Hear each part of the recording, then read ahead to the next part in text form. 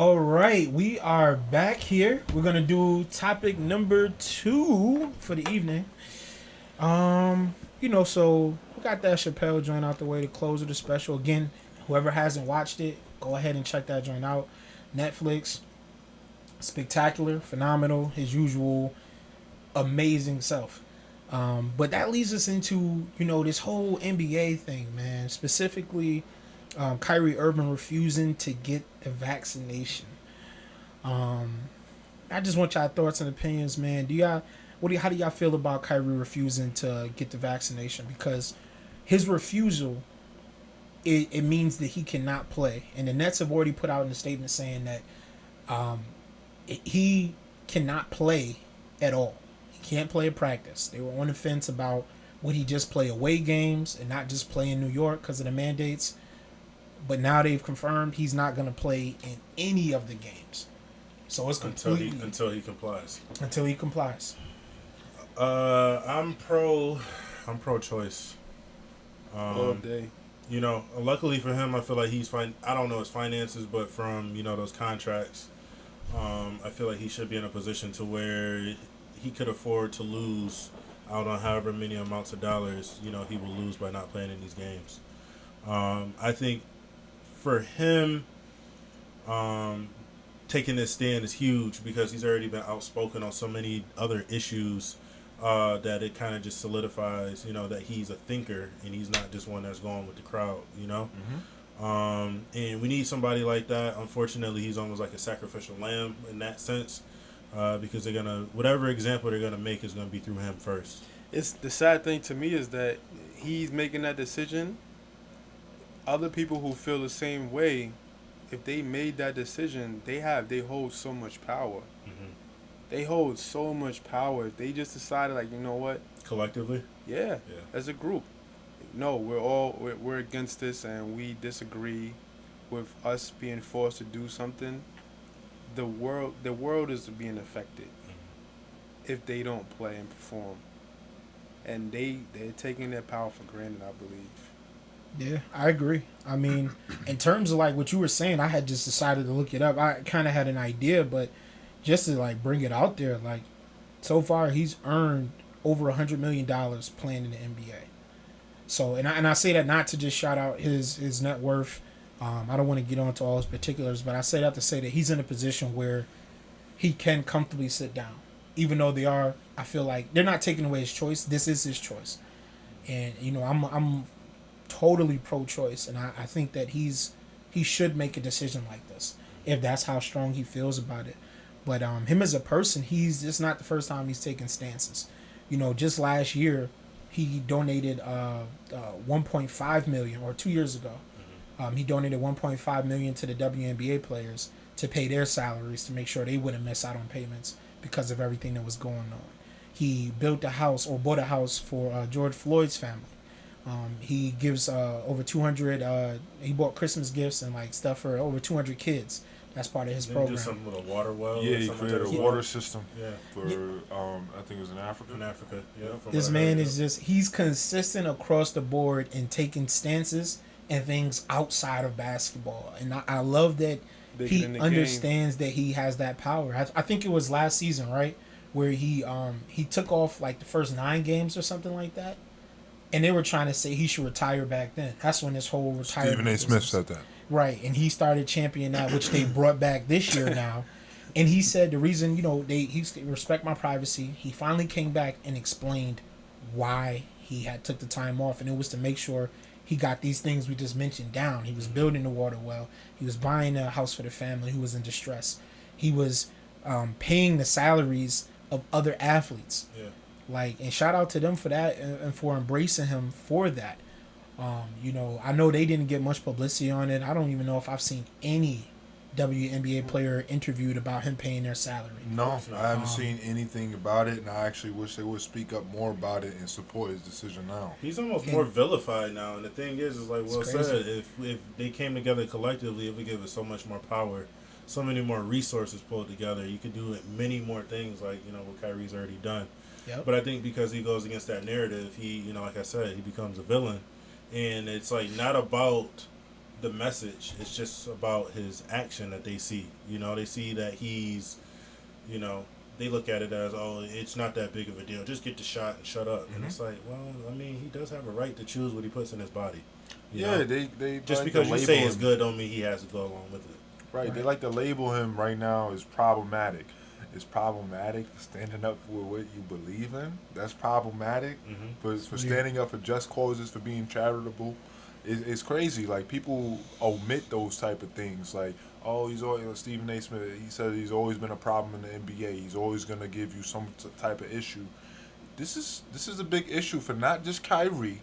This is happening to Americans around the world that are being forced into this position. Whether, all right, well, if you want to work here, you got to get this needle. If you don't, then I'm sorry, you're off the books. But it just goes to show that he's standing up for so many unnamed Americans that are going through the same exact thing. He's just being put on this larger scale because in the NBA. And I really love what he's doing. I fully support him because so many other people with no voice have been put into the same situation, and it's really good to see somebody, a celebrity, an athlete, take this stance because so many other ones have just said, all right, well, I'm not risking millions. Give me the needle. I don't care, but he basically said, I don't care about the money. Yeah. He said he doesn't care about the money. He said he doesn't care about the money. I really respect his position, and it's people like you go to Twitter, it's people saying like, oh, he's doing this for attention. It's Kyrie. He doesn't even mean what he's standing for. He needs to get the shot, or he has a choice. He made his he's not being forced to get this. He's not being forced. I mean, he's kind of being forced because this is his passion. This is his love. It's not just a job. It's not just a career. And he even It's said not that that he enjoys playing basketball. He loves the game. Yeah, he doesn't loves want the game. He doesn't want to retire. No, yes, he did say that. He's being put into a spot where he's being given an ultimatum, just like so many other Americans, where you're being given an ultimatum to travel, to go to school, to go to maintain your job for a needle. Yeah. And the big thing is that nobody's even looking at. He's healthy. The man is healthy, and he's just not being allowed to play. When you said like he's being forced to get this knee, I'm gonna go back to what I had said before. As you mentioned, he made over $100 million in this league. At what point do people say I've made all of these hundreds of millions of dollars? His network is filled with other people who've made hundreds of millions of dollars. At what point do they decide, you know what, I'm going to go ahead and create my own league, or I'm going to do something where we control what's going on in this sport that we hold so dear to us in our profession? At what point, it's like, at what job do people just work and work and work and work and work for someone? They master the job. They know the ins and outs of the job, and you never want to own. You never want to own the job. You never want to own anything in that business. Well, then go ahead and do what they say because it's theirs. Yeah. I agree. That's why I would push back on that force thing because I completely am on the opposite side. I don't think there's force at all. I understand that someone giving you an ultimatum is never fun. I've never had an ultimatum and I was like, oh, this is my favorite ultimatum of all time. Ultimatums suck historically, right? And it's a terrible bargaining. I don't even know if it's a bargaining tool, really. But ultimatums suck. But he's not being forced. I love his stance. No, that brings up Andrew Wiggins, right? Andrew Wiggins, he made some comments, before, he was quoted, I felt like it was get the vax or don't play in the NBA. When they asked about how his teammates felt, it was like, I felt like it was all love no matter what decision I made. To work in society, you don't own your body. They make the rules. That part, I think, speaks to what the issue really is, because it's not forced necessarily for someone on their scale, but like you gave examples of being able to travel and things like that. That's when I start considering some areas are being forced, right? maybe not these guys in particular in the NBA because they've made enough to be able to step back. You know, Andrew Wiggins also another guy, over 100 million made. You know, again, I don't care how much money he has in his bank account right now. That should be enough to sustain you even after taxes. Yeah. You should be able to then step back and only do things that you wanna want to do. That should be the goal. I mean, I can understand you saying this.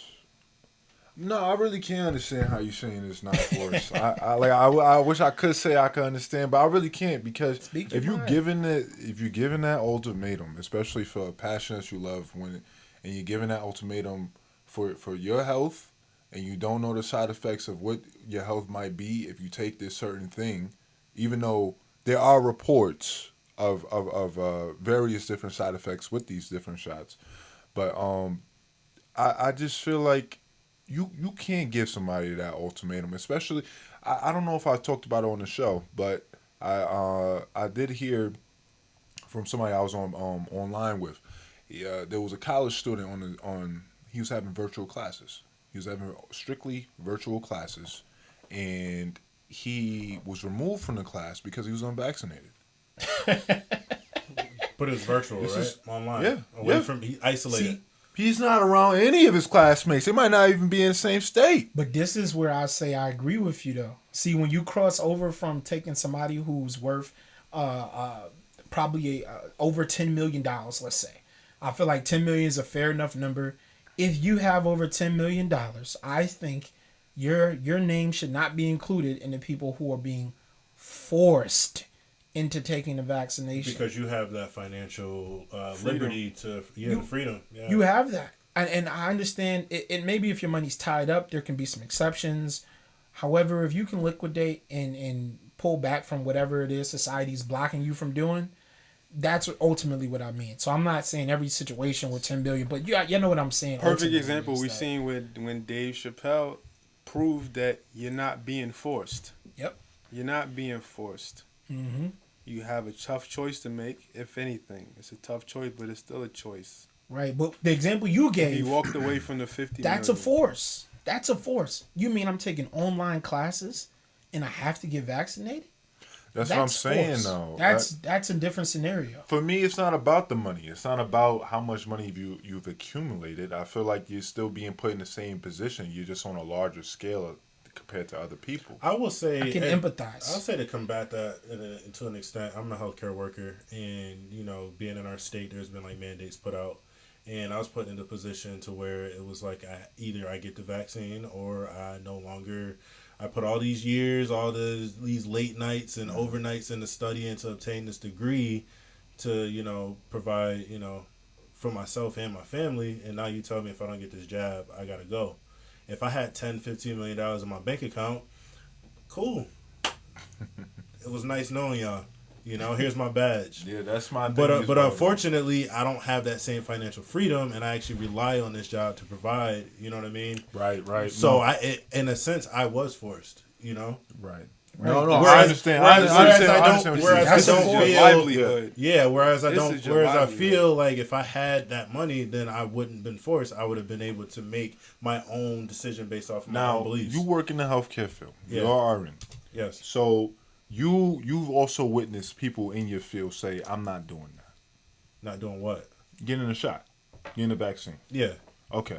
See, but I don't necessarily know what their reasonings are behind that, and I also don't know what kind of security blanket they have, to fall back on. No, of course you don't know that.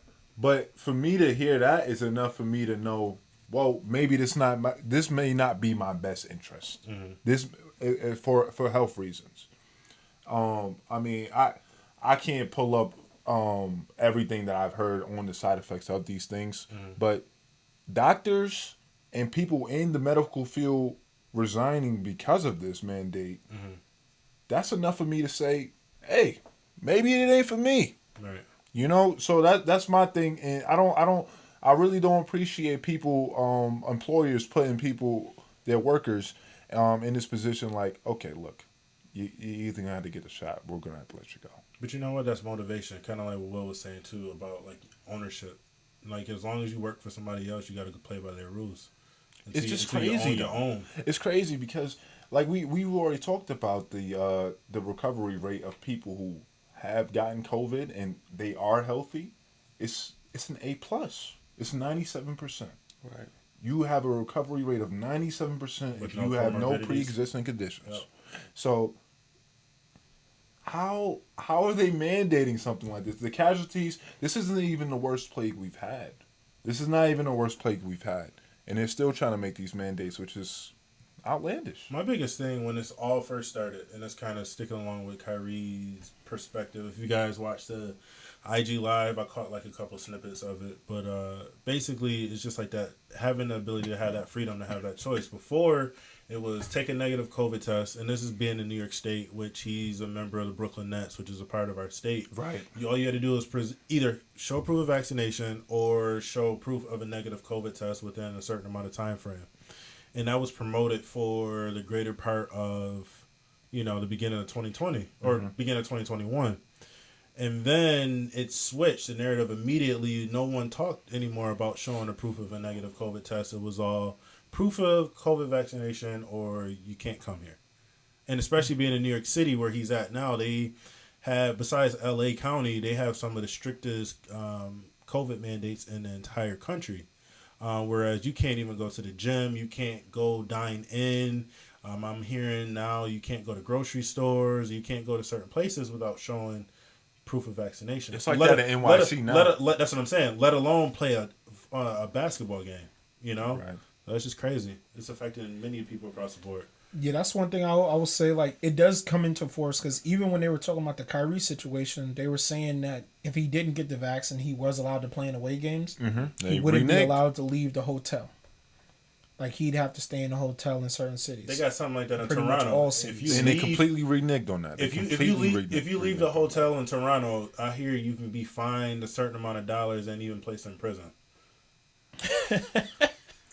And that's crazy. That prison that's forced, bro. I'm sorry, that's forced. Yeah, that one that was a little crazy. But I agree that there are some forces, man. Unfortunately, everyone be careful, man. There's fake news out there too.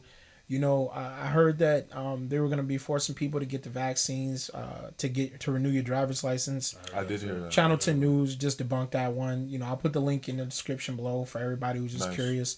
But we do have to pay attention because there are some situations where things are being forced, but we can't let all the news, just it's a lot, so it can be a little, bombarding at times. But do your own research, people. Yeah, you got to. You have to. If you hear something, go to a verified source and make sure it's correct. But in terms of the NBA players, man, it's so weird. I love what Will said earlier about at what point do you make your own? At what point do you make it? And we were talking about this like a little earlier before you guys had got back. Like, at some point you have to create something for yourself. And I think LeVar Ball, I do not agree with everything this man says. However, I agree with a lot of stuff that he did publicly and does publicly. I think he has the right mindset in terms of understanding ownership and understanding the power of ownership. Right? He's doing things the right way in terms of trying to get his name out there, his brand out there. When he started that league, I thought that was one of the best things and initiatives I've ever seen someone take. And this is a man who didn't have $50 million in the bank. Or $50 million invested in something that he can pull from or get collateral, have collateral to take out a loan. He didn't have all of that. We're talking about a bunch of players in the NBA. At least what they said, 90% of the league was vaccinated. Something like that, yeah. Which means that 10% of the players could have pulled together to start their own league. Let alone any other players who also agreed but got the vax because they just want to play basketball. Guys, start your own league. Yeah. At this point. When will it be another league? Why keep on complaining about what the league does and does not do? Start your own league. Take action. Prime example, we were talking about it earlier, just canceling stuff from your life. The NBA League Pass, when I had to watch it during 2020, and I didn't like all of, from the 2019-2020 season, I didn't like how they started putting political statements on the court. When they were putting up the Black Lives Matter and all of that stuff, you just couldn't escape it. It was all in your face and you had to view this and take this in. I said, you know what? I think this is the last year I'll have the league pass. I was like, I can't continue to pay this amount of money to have somebody force their political beliefs upon me that I don't agree with. I don't agree with this sport being a political statement. I don't care for it. Same way if a athlete makes a political statement, I usually do not click on those interviews and those articles because I don't care what your political stance is.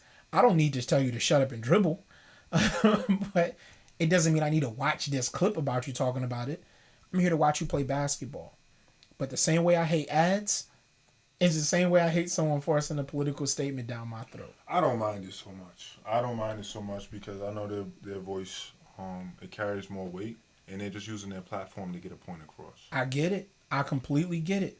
But it's the same way I stopped watching the Clippers after that whole ordeal happened when the guys made the comment about Magic. What was his name? The again? owner? Don whatever Sterling? his name, He's Donald the owner, Sterling. right? Yeah, that fool. When he made that comment, I was like, all right, I'm not watching Clippers games. But then they got him out of there. They let his wife keep the team. And so I said, I'm still not watching these games because they don't take strong enough action. I thought somebody else bought it. The other billionaire.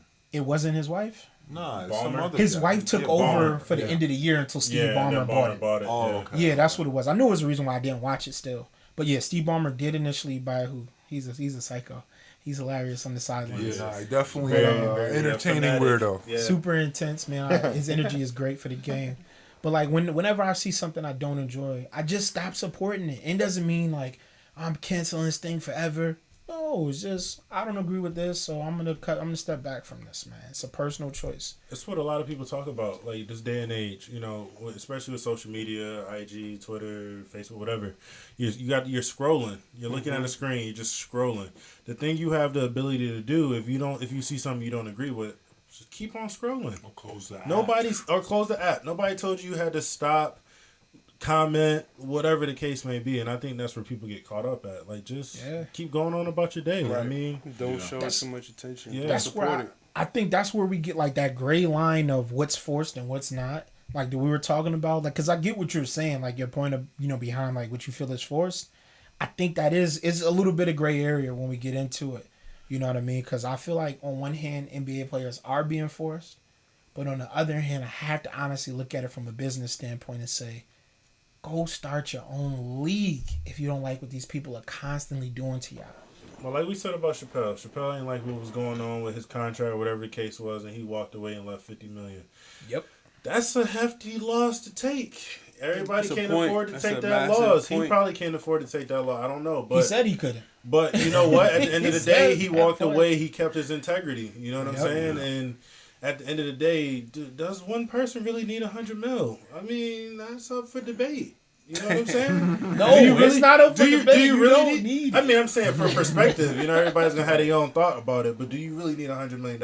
No, I'm telling you. Right. It's plenty of people who die who don't have $100 million who live decent lives. So when you put it in that perspective, then no, it's not forced. Unfortunately, we just had a neighbor who passed away, and it was sad to see him go, but this man lived the life that he wanted to live. And we were talking about it the other day, like, he chilled out on his porch, took care of his home every day. He took pride in having a pristine yard, a pristine house, making sure the garden and everything was tight always in his house, right? And he just then would sit back on his porch, sip some lemonade like it was a classic movie, and enjoy what he has. We have another guy down the block who loves to do the same thing. He retired, and his house gets nicer every single year because that's what he's enjoying doing. But he doesn't have $100 million in the bank. That guy's like a retired firefighter or something. Right. Unless he made like the best financial decisions ever, low key. I don't think anyone who has $100 million waits and retires at 57 or at 60 from the fire department. So, Right. Well, firefighters, I don't know, because that's a tough one because that is such a highly respected profession right there. No, that I can see people truly loving it. That's one job I would say that no one can really. It's not many jobs you can say this about. I challenge a person to say that they don't like firefighters. I mean, don't challenge people in the comments if y'all want to take that challenge on. I'm sure challenge- somebody can win. I challenge you. We live in that day and age. Because there's a lot of professions where you can say that I don't like this person and their only job is to go grab you from a terrible situation and try to just get you to a better situation. Hey, listen, I could challenge everything, man. It's people out there trying to change names because of the whole gender wars, calling it instead of the fireman's carry, the fire person's carry. I personally don't want a woman who can't lift my body weight to come inside to get me the same way I don't want a man coming in who can't lift my body weight to drag me out that house. But just to give you some pushback. The reason why I hear what you're saying, but what I'm saying is, for someone to say, I want to be a firefighter, what are you gonna say? Why do you want to be a firefighter? You can say that about every job, though. Police officers aren't inherently evil, but there's defund the police. Because there are a lot of bad apples, not a few. I hate that few term. I mean, it's a lot. We all met different cops in our lives. And, I met a lot of great ones. I haven't really met any cops I met was giving me tickets. Like, I haven't met any bad firefighters. You said all the cops give you. That's the only cops I know. You just to me, it just seems like your job is to give me a ticket. That's it. You don't run into firefighters and say like, "Oh, this firefighter did this." Like you overall hate the profession. Yeah, you don't. You're saying it's respected, and they don't give tickets. You might say that this doctor talks down on me, or they don't. They barely spend any time, or they try to prescribe me medicine that I don't need. Give them a bad Yelp review. But you don't do that with firefighters. Listen, it's somebody out there. They only save half of my belongings. If your belongings are put people, the whole fire out, and they say that they didn't search one of the rooms. That's the thing. It's somebody out there who hates firefighters because they forgot to search one of the rooms where their grandmother or their grandfather or their uncle was, and they didn't search that room. And due to that, they died of smoking inhalation or whatever happened. Trust me, Will, I get what you're saying, but I'm just saying we just in that time where people just can't love stuff. They challenge everything. Yeah, I feel you because it's like an astronaut. Like, how can you hate an astronaut? They just want to go into outer space and explore stuff. They not even taking over land in outer space, and we celebrate explorers who took land from indigenous people. But an astronaut, people hate them. Yeah, I saw a think piece not too long ago. They were talking about why peanut butter and jelly sandwiches are not good. Like, come on, man. Whoa. And they had like 10 points as to why peanut butter and jelly sandwiches are not good. I'm like, I can't believe you took the time out of your day to like write this. I'm probably because it didn't have jam on it. I just stopped at peanut allergy. That's all I could really think of that somebody can hate it for. I'm like, do you got some type of like childhood trauma associated with this, or what's going on? Like, it wasn't why? Cutting the edges off. We weren't cutting the edges off, or they didn't put the jelly all the way to the edge of the bread. Or... I mean, that's a real problem now. Hold on. Anybody who making peanut butter and jelly sandwiches not putting the stuff to the edge of the bread, the right ratio. Like, come on, bro. We got a problem, son. Nah, it's not the problem with peanut butter and jelly sandwiches. It's problems with people. Yeah. It's problems with people. Like, for real. Start making our PB&J sandwiches better. Straight up. Some of y'all are slacking, and it shows. Somebody about to get fired because they ain't doing it right. If you're not lightly toasting your bread at this point as an adult making PB&J, don't make me sandwiches. Tighten up. Yeah, you got to do better than that. Lightly toast that bread, man. Straight up. And make sure it's strawberry jam on that thing, too. Oh, yeah, that's he's singing my tune. That's the tune right there. That's strawberry only.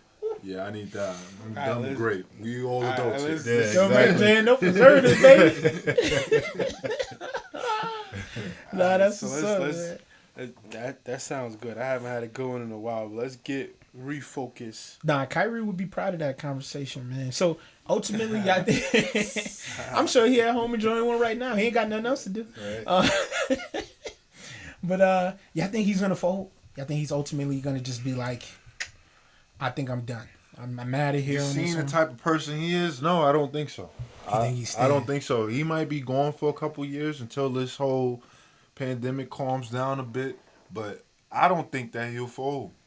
Personally, but I mean, we'll see. But that's just my belief, my initial thought. I think he'll stand by it. I think that it would be it's crazy because if he does just walk away, there's power in that. But is there more power and him sticking around because his voice will continue to be heard about other points and other topics that he disagrees on because he's still involved in the game. To stick around though, when I pose it, will he fold? To stick around, I mean, that's the vax. So like, you think he's gonna he should accept it so he can keep the voice though? I was just posing that question. Okay. Like, which will be stronger? Because if he just bows out of the game, he can easily not have the same platform that he has now. You're saying his voice becomes quieter. Right.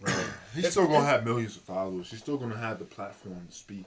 It's crazy that this whole thing is on like Fox. It's on CNN. It was all over the news. It was on like Good Morning. I'm like, really? All this attention to one guy? But I get the whole thing. Now he's become the face of, that argument. I don't think he'll fold. I don't think so. Only time will tell, but I don't think he'll fold. I feel like he's taking that stint. You hope he does? I hope he doesn't. Yeah, I hope he does. I hope he sticks up for what he believes in. And, maybe, like we said before, maybe it'll, a couple other people will come on board and show support, and then it just continues to grow. He already got that label, too. Let me be clear. Label, already got it. Let me be clear. I'm not anti-vax. I'm just pro-choice. I'm pro, like he said, do whatever you feel is what's best for you. Yes, sir. I completely agree. I think I'm definitely. I don't think he's gonna fold. I think him taking his stance is something that he understands is so much more than just him now, and I think he appreciates the magnitude of the situation, and he always strikes me as a person who understands that. It's like the same way they hail him for not folding under pressure to take that big shot. He's the same type of person in all his